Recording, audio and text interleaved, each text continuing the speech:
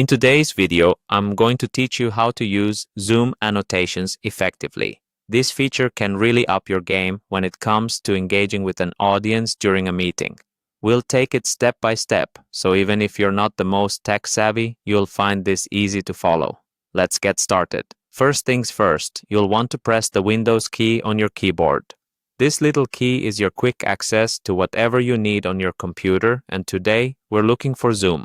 So go ahead, press that key, and in the search bar that appears, type in Zoom.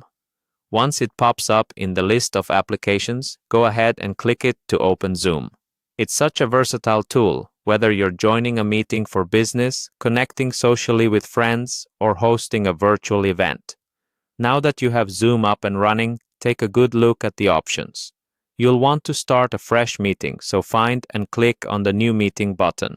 This will direct you to a host screen where you're alerted that a new session is ready to launch. You'll see a Start button there. Go ahead and click that. At this point, Zoom will take a moment to initiate your meeting, so just be patient as it loads everything up.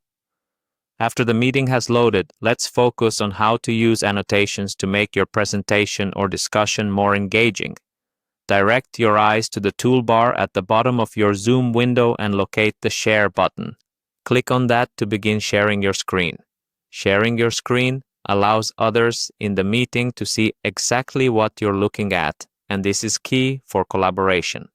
As your screen begins sharing, it's time to unveil some nifty features.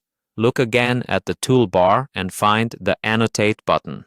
Clicking on Annotate will open up a suite of tools that lets you draw, highlight, and write directly on the shared content. It's incredibly handy for highlighting text or pointing out areas of interest on a document, a web page, or even a hosted presentation.